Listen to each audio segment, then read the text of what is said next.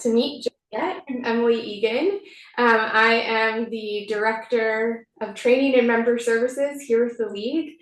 I've been with our team for about a month, and I'm really excited to continue building and offering trainings for you all. Zach, I'll let you introduce yourself, although you're a man who needs no introductions. Oh, you're muted there. There's probably some folks I haven't met yet. So, good afternoon, everyone. Thanks for joining us for this latest edition of Food for Thought. I'm the Chief Operating Officer here at the League. I come from a background in local government and spent some time in the Northwoods as well as my hometown in Wisconsin Rapids. So, nice to see some neighboring communities represented here today to both of those places. Love it.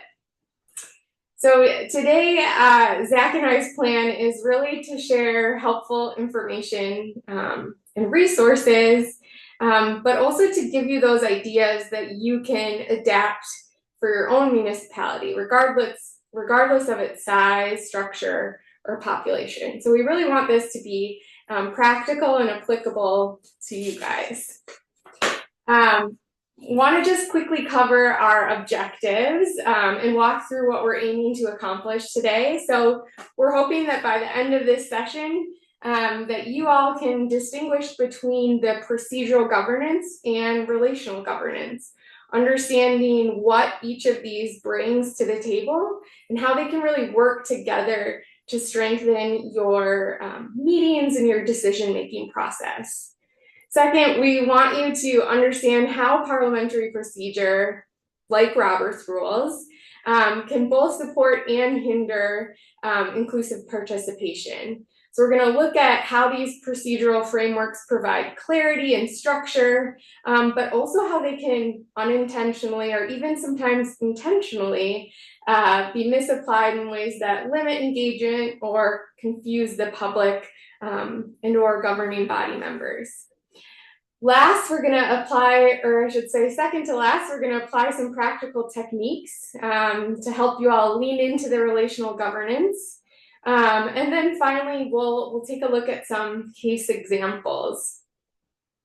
Before we go any further here, I do want to lean into an important caveat here, and that's that this session is not about throwing out parliamentary procedure or circumventing civic process. We're really here to talk about how to balance and preserve the procedural rigor that's required to legally and ethically navigate government work, while also speaking to how you can strengthen the relational side that builds trust, legitimacy, and meaningful participation. When it's done well, governance is both clear and compassionate. Both those things can be true. It's efficient and equitable. It's lawful and human-centered. These seem like opposites, but we're going to talk about how they can coexist here today. And that's the lens that we're going to use throughout our conversation today. All right, so enough of me talking at you here. Today, we are going to use a tool called Mentimeter. So let's get connected for today's session, whether you're joining us on your phone or computer. I have the directions up here for you to join us. All you need to do is open your device. You can snap a picture of the QR code, or you can head to menti.com. Our code is 1900 8823. So I'm going to give folks just a minute here to make sure they join. I'm seeing some thumbs up. That's great. Give us a thumbs up once you're in, and then we'll know where we're at. All right, people are getting in. That's great. So as we engage you in this conversation during our time together today, you might see those instructions back at the top in case you need to rejoin. So I'll say that. All right. Now that everyone has joined us through Mentimeter, let's start with a quick pulse check here. So, quick reflection. What does good governance look like in one or two words? What does good governance? Transparency, I love that. Definitely something we're going to talk about. Yep, these are fantastic. Responsive, intelligent, powerful, yes. Efficient, fair, informative. I'm loving these. What I love about this activity is even though we bring different experiences to the table, different roles, different communities, different challenges, there's a lot of shared ideas here in terms of what good governance should look like or feel like. Teamwork, I love that one. Collaborative, yep. So this gives us a really great foundation to build from today. And our goal isn't to throw out the rules. It's really to make sure that those rules help us realize this vision of good governance that you guys have laid out here in this word cloud.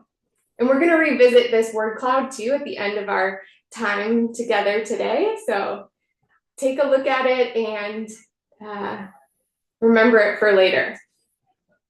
All right, let's move on here. All right, here's some more I'd like to engage you in. So take a moment to reflect on a few key aspects of your governance practice. You'll see these statements on the screen, and using the scale, let us know how much you agree or disagree with each of these statements here.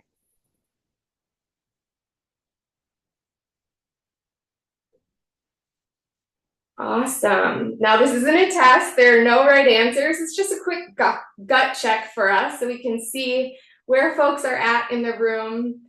Some of you folks might feel solid across all three of these, while others are here today to build these muscles. And really that's why we're here today together, is to help support you wherever you're at in that journey.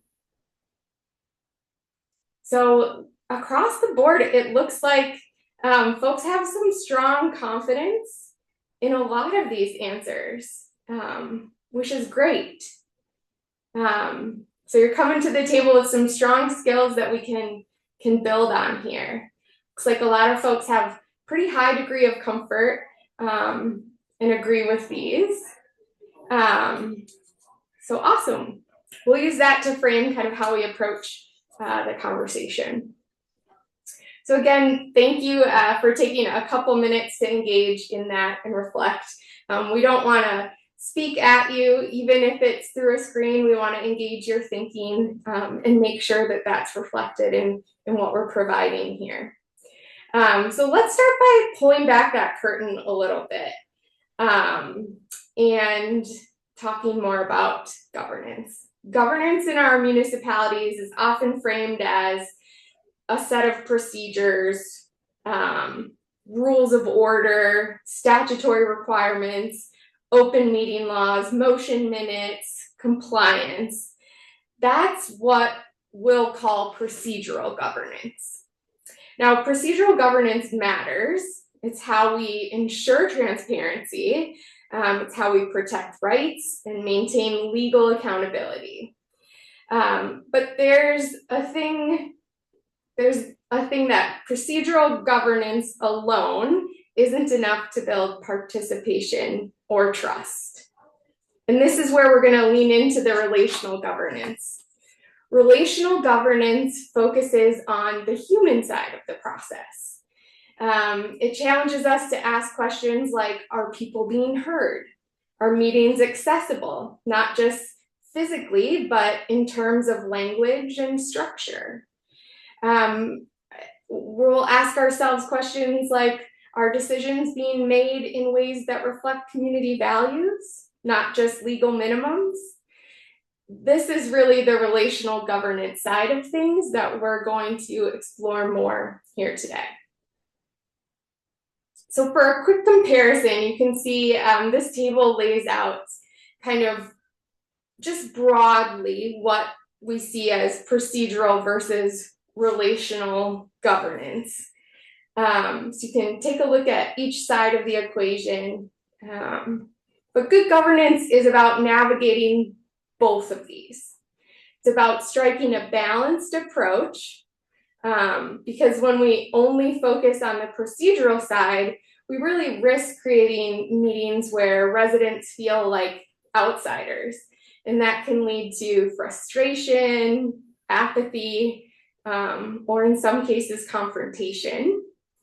You'll hear us say a few times today, it's the science and prescriptive facets of the procedural, but it's also the artful incorporation of the relational that together in concert facilitate good governance. So today we're going to explore how procedural and relational governance can work together in concert as partners, not as enemies. And we'll look at how we can use rules and structure, not just to maintain order, but also to support our deeper goals of some of the words you all said in our word cloud: transparency, inclusion, collaboration, and really meaningful public engagement. So if you're like me, you're like, okay, this sounds good, but what does it look like in practice? So let's take a look at some real world scenarios here. This real world scenario illustrates really the tension and the opportunity between procedural and relational governance. So in this hypothetical scenario, a council member moves to approve Ordinance 21-04, amending Title 9, Chapter 3, Section 9.3.2. The public and even some council members look a little confused or unsure of what the motion actually does, but no one asks for clarification, and the motion following procedure passes. Consider and ask yourself a few of these questions. Do we feel like this is procedural or relational governance in action? Is it both? How can this unclear motion impact transparency, public trust, and relationships within the meeting? And how might you reframe that to improve engagement and understanding? I don't think it will come as a surprise to folks that this example really leans heavily on procedure, but it leaves the people behind. A relational adjustment, that's to say leveraging the relational and the procedural in tandem, could make a major difference here. And these small shifts help everyone in the room, including the public, understand what's being decided and also why it matters and how it impacts them. As we continue the conversation today, we'll highlight some simple tools that help utilize the art and the science, the right and the left brain, the relational and procedural, ensuring these kinds of moments are easier for everyone to navigate in real time. So let's talk then about what happens when procedural, while technically correct, impedes or gets in the way of trust and collaboration. We've all seen moments like these, a scenario where public comment is limited to 2 minutes, which is reasonable, but the sign-up process is buried on page 3 of the agenda packet, and there's no clear instruction at the meeting, so residents are feeling confused or excluded even before they have the opportunity to speak. This example shows us how governance can become a game of gotcha, where structure, instead of fostering democratic participation, really becomes a barrier to it. And this is where the concept of relational governance really starts to matter. Again, it's going to challenge us to ask ourselves these questions. How do we uphold the rules because we must? But how do we design them in a way that builds legitimacy, not just legality? Relational governance absolutely doesn't throw the rule book out, but it does ask us, are the rules understandable to everyone? Are we designing for efficiency, engagement, or ideally both? And also, do our processes build confidence in the outcomes, even when people disagree with the results? Because ultimately, trust isn't built by checking a box. It's built by showing people that their voice matters, that the process is fair, and that local government works with them, not just around them. So I want to take a second and envision what this has looked like in practice, and dig more into some examples to concretize this a little bit. And to that end, I'm going to turn it over to Zach to kind of speak to and share some examples with us. Thanks, Emily. So bearing in mind the procedural and the relational aspects of governance today, consider this example. A developer proposes a mixed-use development at a long blighted and nuisance property. We all have come to know those in municipal government. The development includes a small amount of retail, which might house a long-desired coffee shop and a beauty salon, both the surrounding neighborhood currently lack. The development will take the unsightly to something attractive, and the developer plans to add 40 units of mixed income housing, a majority termed affordable and a minority market rate. The development features underground parking. The community has just completed a housing needs assessment, which validated the need for additional housing. Now, on a procedural basis, as Emily just introduced, the city's future land use plan calls for this property to be residential in nature, R2, let's call it, which in this instance is multifamily housing. Currently, the property is zoned industrial. And the comprehensive plan, which is the long-range plan for the community, calls for additional housing options to attract and retain residents to meet the needs of the community and its local employers. Now, the rezoning process begins in the Plan Commission in the procedural sense, and the council approves the rezoning. Both elements have a public input component whereby the public has the chance to weigh in, either through a public hearing in the Plan Commission sense or a public comment period at the village board or the city council meeting. Now, prior to getting to a meeting, the neighboring property owners are required by ordinance, again procedurally, to give notice of the question that's going to be placed before the Plan Commission and ultimately the council. While the procedural is well-defined, check the long-range plans. Does it fit? What are the other goals and needs of the community? Again, does it fit with those long-range goals and needs of the community? Ordinance defines the process for rezoning and public notice requirements. And without regard to the relational governance, the process for the developer and municipality are straightforward. There's a question that's been placed before the body. You've got a developer who has now got an option to purchase the property and has a desire to meet the needs of the community. Now let's consider the relational governance aspects of this example. While the staff, Plan Commission, and council or board know what the long-range plans state, they're most familiar with the goals and needs of the community as well as the procedural aspects of local ordinances. They apply these every month, right? Every so often, a development comes before the community, and like a well-oiled machine, the community responds to that developer and provides direction whether or not the development should happen.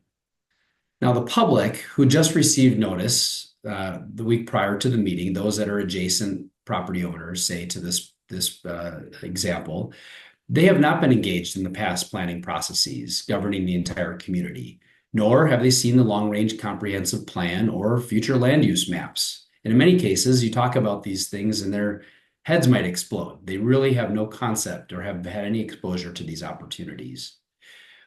So the public naturally shows up for more information, might call the alderperson to get a little more detail on the project, because oftentimes those public meeting notices are very simple and bare bones in nature.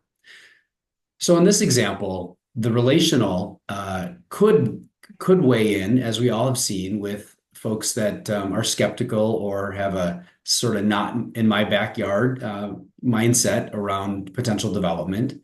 And in this case, the city and the developer have been working on a project for some time. The project aligns with their goals, and they're excited about the prospect of turning this now blighted and nuisance property into something more vibrant for the community to celebrate.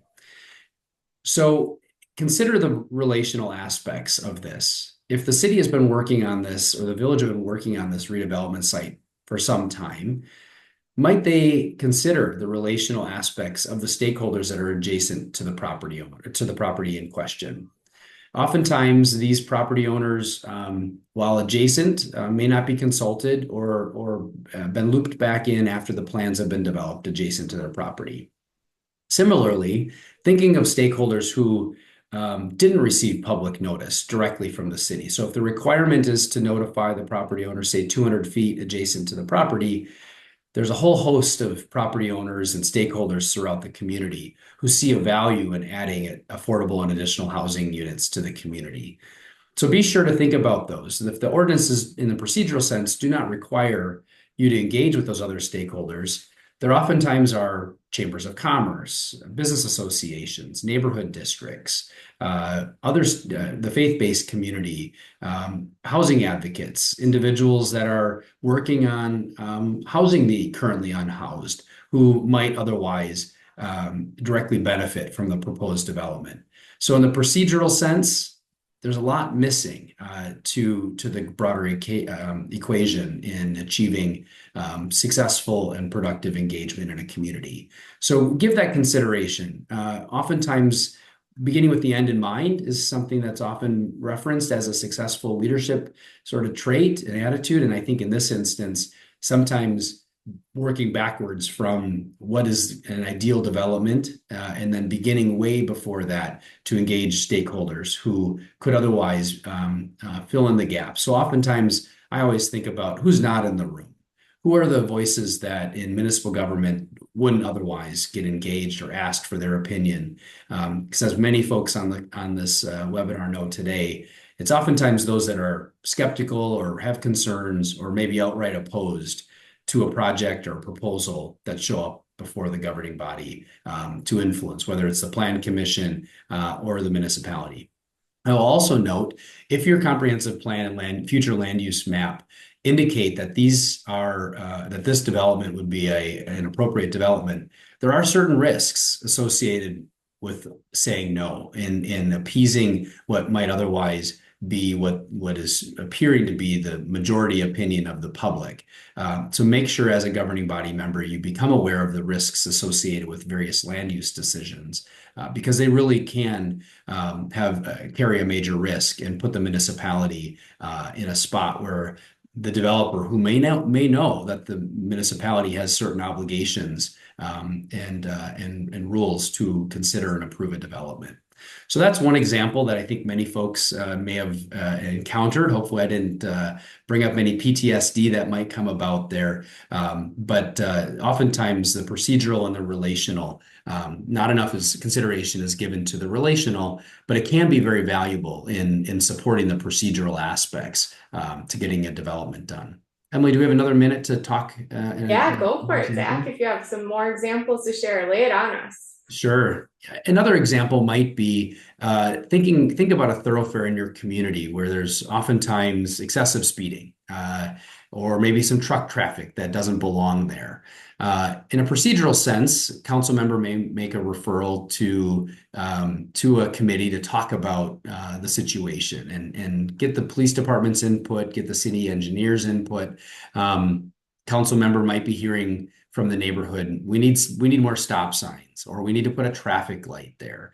All kind of reasonable ideas in a resident's mind who may not otherwise understand how the standards in, say, traffic and traffic management might come into play, or in the case of the police department, in the enforcement aspects to dealing with the situation. So the procedural might be to work through the council, and there will be a public, as you have a public comment period before your council meeting, or say before a committee action, where the public really demands action by the council and demands action in alignment with its proposal, say the petition that was circulated in the community. So in the relational sense, the public got involved. They solicited community input, got 250 signatures from neighbors who also believe that the traffic is moving too quickly. And in that case, the procedural might not address naturally how to bring resolution to the issue. So be careful when these types of issues arise in creating a platform where the governing body might have to be facing a decision, one, that may not be within the scope of the governing body's authority, and two, to be considerate or to accommodate or account for the various standards that may exist in a community. And you know, if there's an incident that really raises the concern, it's really important to think about the relational stakeholders in the municipal staff. That if, as a governing body member, sometimes convening a neighborhood meeting to talk with the various stakeholders, say the city engineer or the police chief or DPW representatives, because those folks have, you know, the training and the expertise that, as the saying goes, if it feels comfortable, say, to drive 35, the public's going to drive 35. So what are some of the alternatives to just placing a stop sign that people might be just rolling the stop sign and creating other safety concerns there? So there are probably many examples that come to mind for folks when you think about where the procedural, which is defined in municipal ordinance or maybe in the council's or board's governing body rules, or in the case that Emily mentioned, Robert's rules. The procedural can account for certain things to keep your meetings moving, but there's a lot more to it than that. So think upstream and think downstream of those decisions, and sometimes taking a pause and not placing something on the agenda without getting stakeholders' input or even educating the public, educating city staff, or educating the governing body on the various implications and alternatives to simply assuming that maybe adding that stop sign is the right decision in that instance. Emily, I'm going to go ahead and kick it back to you.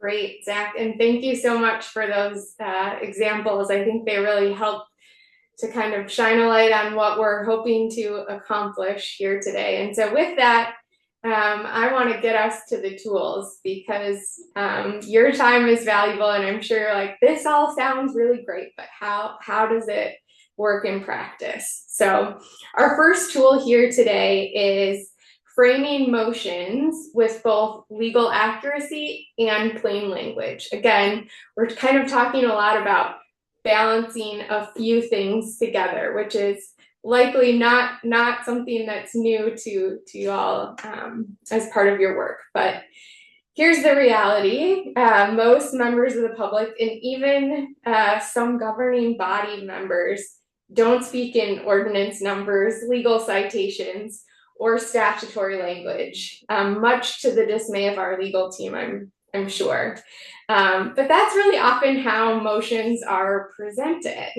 And instead of choosing between legal clarity and public accessibility, we can do both by embedding a plain language explanation right into the motion.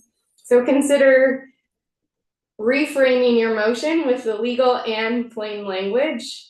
You might say, I move to approve Ordinance 2319, amending Section 3.2.a of the zoning code. This change would allow one accessory dwelling unit, like a backyard cottage, or on certain residential lots that meet size and requirement setbacks. So with this updated phrasing here, the motion is going to maintain its legal standing, clearly state what's being voted on, but it builds an understanding for those who are not familiar with the code. It's not a replacement of the legal motion, it's a reinforcement of it. You still meet all the procedural requirements, but you also build transparency and trust by accompanying the legal motion with a summary that's accessible. And the result, really for everyone in the room, for residents, staff, and the governing body, is that everyone has a clear grasp of what's happening and why it matters.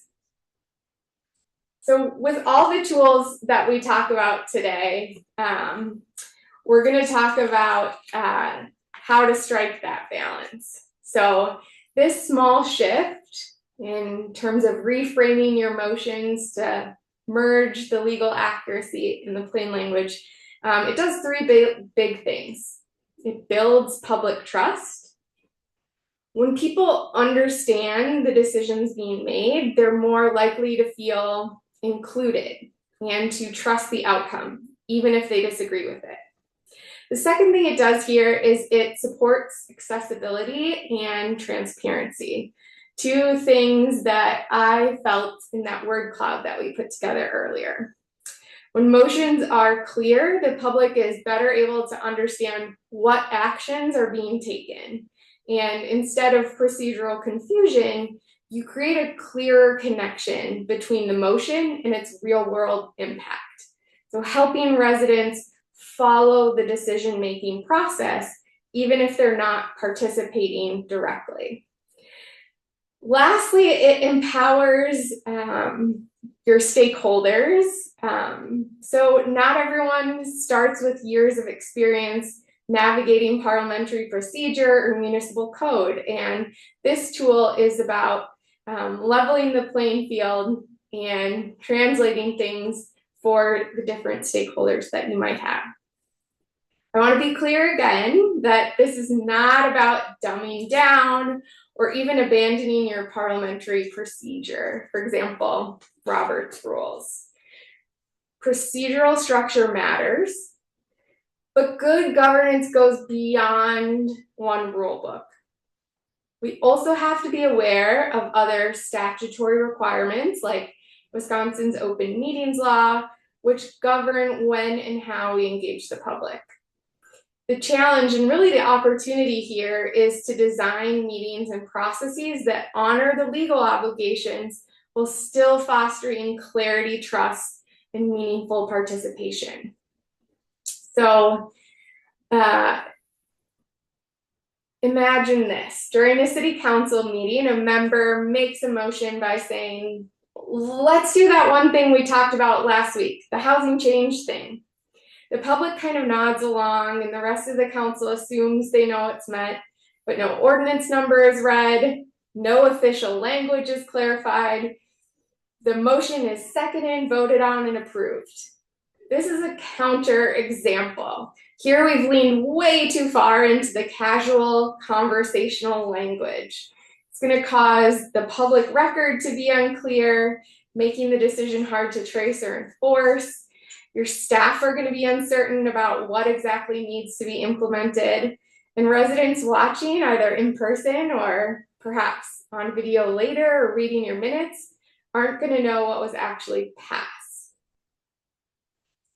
This really undermines the integrity and trust of the process that you're trying to foster, which is all about more understanding, more participation, and more legitimacy. A better approach here would be to state the motion clearly and follow it with a plain language explanation, as I did earlier on the previous slide.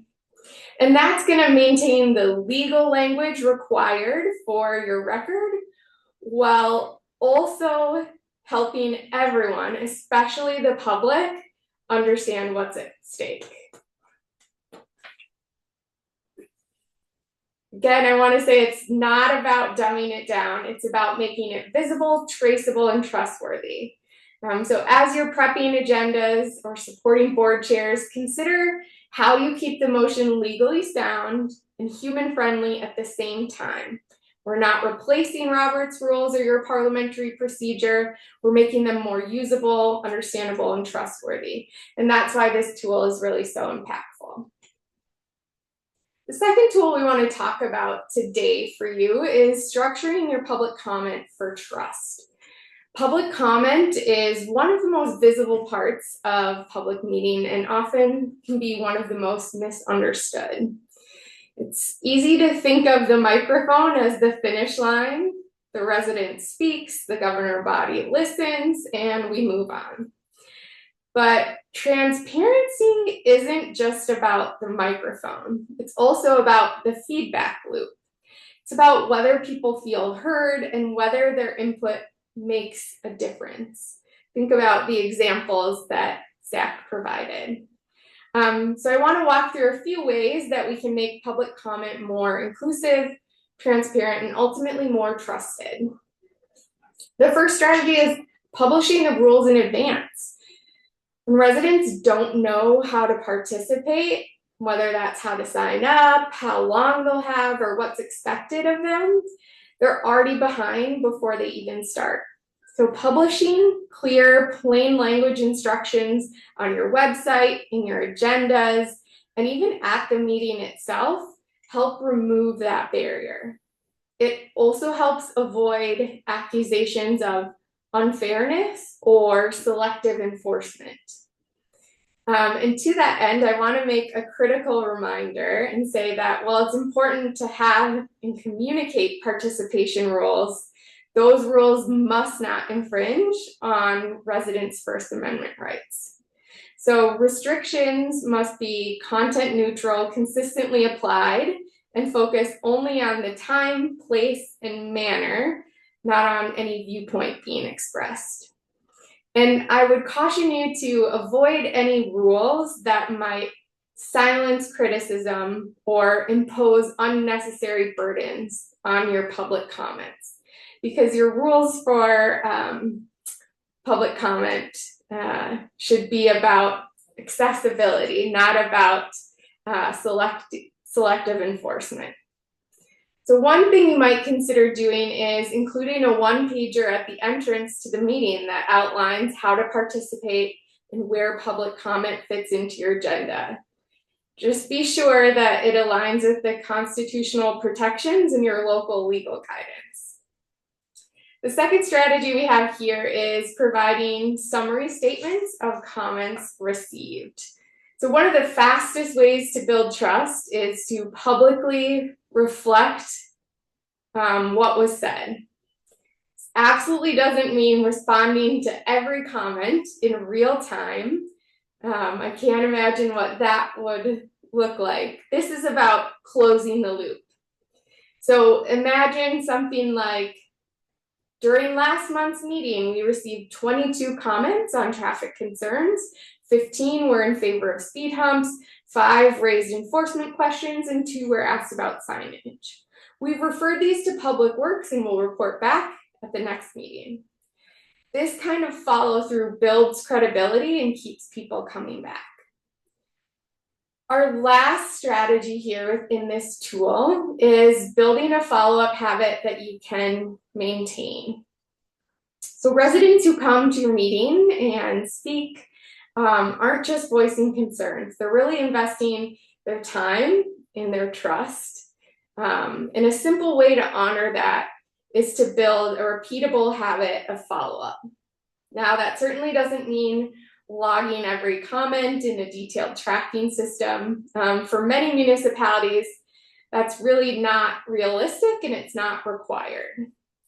Instead, what I would challenge you to do is to think about what fits your process. So you might consider adding public comment themes section to your meeting prep notes, keeping a running list of topics raised and any referrals made, and as I shared earlier, providing a brief summary of public concerns at the start of your next meeting. So these lightweight practices help to demonstrate responsiveness without adding new procedural burdens or creating confusion about public record keeping. The goal isn't volume, it's consistency and clarity, so that your residents feel seen, even when the answer is not now, or we looked into it and here's why we're not moving forward. Final thoughts on public comment is that it shouldn't feel like you're shouting into the void, right? Residents certainly don't need you to agree with them, although they would probably like that. What they need to know is that their input mattered. And when we intentionally structure public comment for fairness and transparency, we build not just access, but also accountability. So 2 really critical things there. Just as in the first tool that we looked at, tool 2 can also become too relational. While our goal is to build transparency inclusion, Too much informality or overcorrection in the name of empathy can create legal, procedural, or even ethical risks. So this tool, and the resounding message here today, is about finding that balance. The balance between the science of the procedural and the art of the relational. Digging into how you can develop your practice and your municipality's practice and apply both sides of that equation together in concert. Let's look at a few examples of when Tool 2 becomes too relational. So in this first example, a board extends the public comment period from 30 minutes to 90 minutes to allow every resident to speak. They abandon their time limits in the name of inclusivity and decide to hear everyone out. The result is that the meeting runs overtime, voting members lose stamina, procedural items are rushed or delayed, late night decision making increases the risk of poor outcomes or even open meetings law violations. And when comment time limits are extended inconsistently, you invite additional legal risk. If it appears that certain speakers, particularly those expressing specific viewpoints, are given more time than others, it could lead to challenges under the First Amendment. So here in our table, you can see how you can lean to procedural, to relational, and you've got to strike that balance. The key takeaway in this example is that time management isn't just about efficiency, it's about fairness too. It's about legal protection and preserving the public's trust in the process. It's absolutely relational to want every voice to be heard, but equitable input must happen within a framework. This protects everyone's time by setting the limits and enforcing them fairly. Second example, during a comment, a resident criticizes a recent council decision.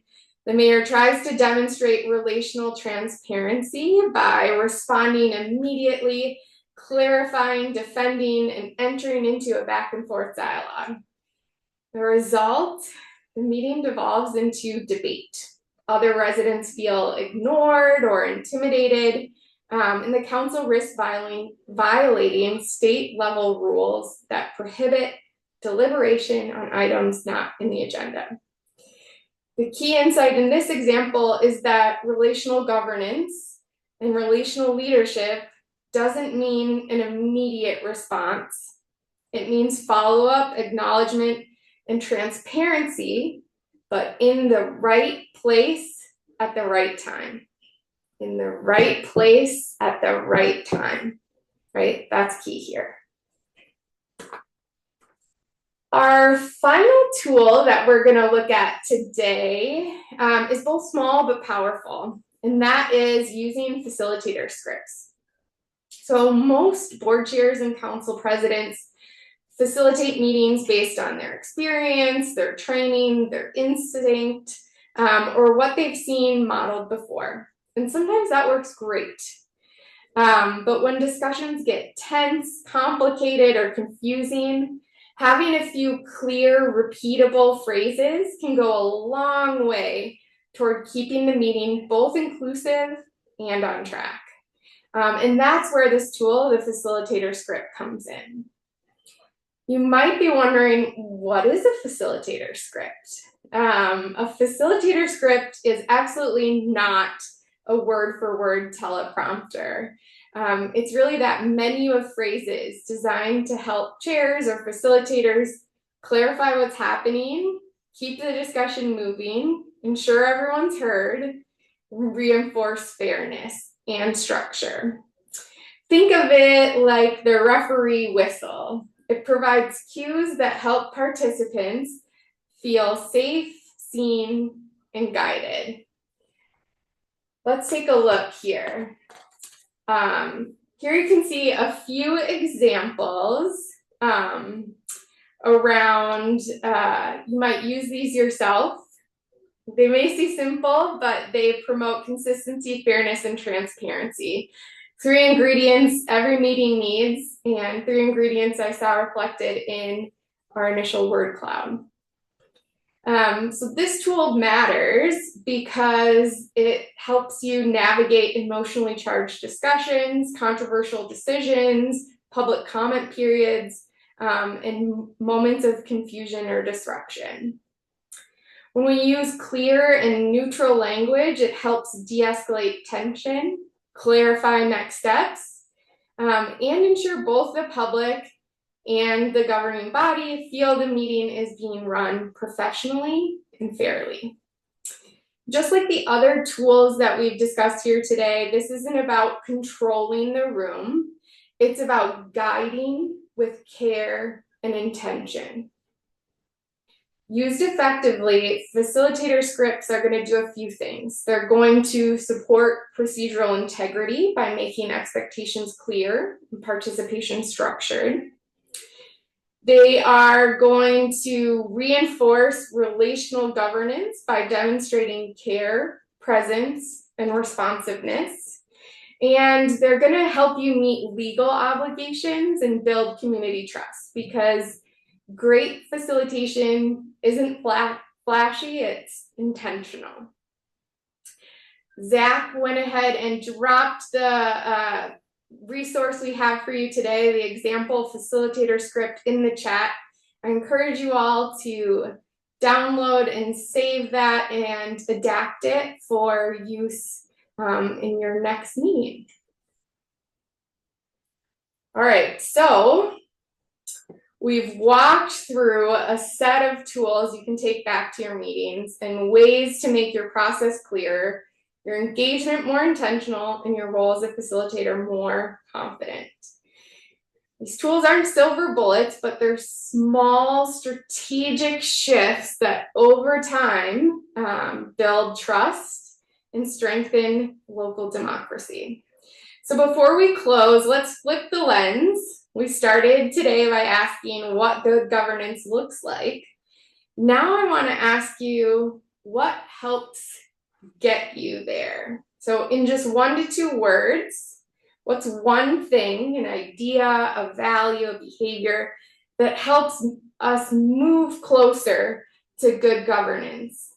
And if you weren't here earlier, you can join the conversation at menti.com on your device, and you can enter the code 1900-8823. So I see intentionality and mindfulness. I love those. Those are 2 of my favorite words. I think sometimes there's a lot of power in the simplicity of having to whittle it down to 1 to 2 words. It really challenges us to think about it. Vision, yes, I think that speaks to the sort of the upstream piece of Zach's example earlier. Courage, yes, courage. Bonus points for courage, because it's not easy to try new things. So I love it. Civility, huge. Civility is absolutely huge. I'm going to give folks another second here and see as things shift. One thing about these word clouds, if a word is larger, it means that more folks are saying it. So I'm guessing courage and intentionality are 2 big pieces that the group's sharing, and I think those are right on the money here. All right, let's go to this next example or next question for you. I want to bring the conversation full circle. So earlier you told us what good governance looks like in your communities. Now we're asking, what's one challenge that needs to be addressed to help you get there? So 1 to 2 words, a challenge, to capture what you see as a barrier, whether it's time, trust, conflict, confusion, capacity, or something else entirely. We're gonna let folks join. As these answers are populating up here, what I would say is that governance, just like leadership, isn't a one-time skill. This is not one and done. It's a process. It's a practice. It's a shared commitment. And like any practice, it takes time. It certainly takes training, and it takes trial and error. So sometimes it's messy, sometimes it's hard, but it's also where real change starts to happen. I can see defined community vision. So if you don't have some of the vision that was spoken to in the previous word cloud, I can see how that would impact special interests, ego, fear, communication. I'm seeing as a big one. Yes, these are all great. Misunderstanding. Yes, these are absolutely real, and you're not facing them alone. You have a community of folks here that see and feel these as well. So I'll say again that what we talked about here today, including our tools, they're not silver bullets, they're starting points. They're small shifts over time to build clarity, confidence, and connection, and really support one of the big barriers you identified here, which is communication, clear communication. The League, as your partner, is committed to walking alongside you in this work, and we're going to keep learning, elevating, and sharing practical approaches that make this big, meaty topic of governance more accessible, more relational, and more resilient. This isn't the end of our conversation. It's really a spark, and we're glad you could be here and be a part of it. Before we close and give some time for everyone to ask questions, I just want to kind of quickly recap and ground us in what we covered today. And that's one really simple truth, that relational governance is about building trust, not just checking boxes. You don't have to choose between compliance and connection. You can and should have both. If you leave here today with the words both and balanced in your brain, that is a key takeaway. We've talked about how we move beyond process for process sake towards governance that invites, includes, and empowers, balancing both procedural and relational. We looked at a couple tools around pairing legal accuracy and plain language, some strategies for how you can structure public comment, and then also please be sure to grab the facilitator script in there, because that was one of the resources that we looked at to kind of help provide simple, repeatable language. So if you leave here with just one idea today, just one, it's that governance is not just a system, it's a signal. It tells people whether they're welcome, whether they'll be heard, and whether they should bother showing up. When we design meetings that reflect both legal integrity and relational intention, we create a space where residents don't just witness democracy, they participate in it.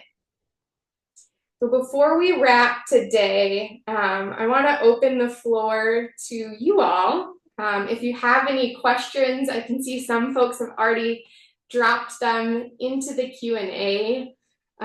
We'll ask that you drop them into the Q&A so that Zach and I can make sure we see them and address them.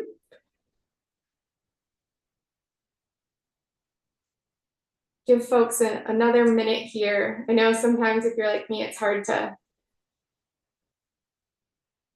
think of a question or feel brave enough or vulnerable enough to ask a question.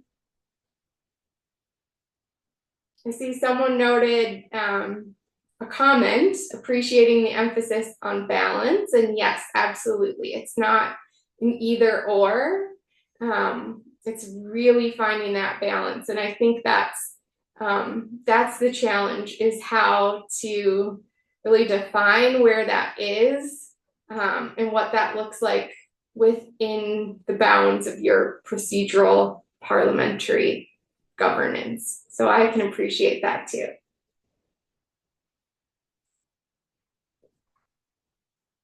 Any other questions or even takeaways? Let's see, I'm seeing a few.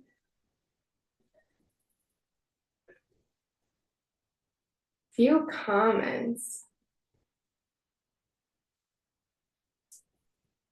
The debate over detailed minutes versus the Roberts Rule minimum of recording action.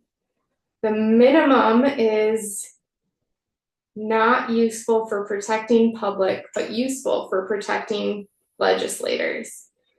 Thanks for that point, Brian. I think as I think about, your thought there, I think relational governance really pushes us to go beyond the minimum. I think anytime there's a high degree of legal requirement around what you're doing, as there is in governance, it's really hard to get to that next level of the relational and look beyond the minimum. So I can certainly appreciate it.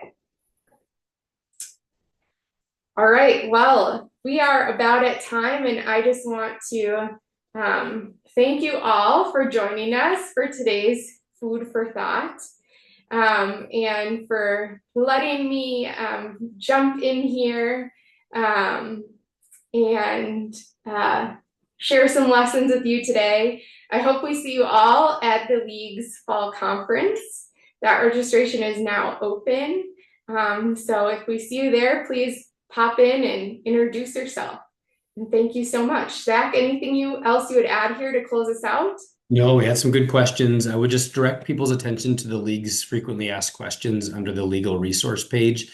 There is a section on governing bodies that might be helpful for some of these. And we do have an Ask the Attorneys form. So if you ever encounter questions as you're trying to develop rules, say around public participation, we routinely get those questions and there might be an FAQ. So don't hesitate to reach out to our attorneys. They'd love to hear from you, and we certainly are here to help. Absolutely. We're always here to help and here to answer those questions. So please do reach out. Thank you all for joining us, and hope to see you at our next programming.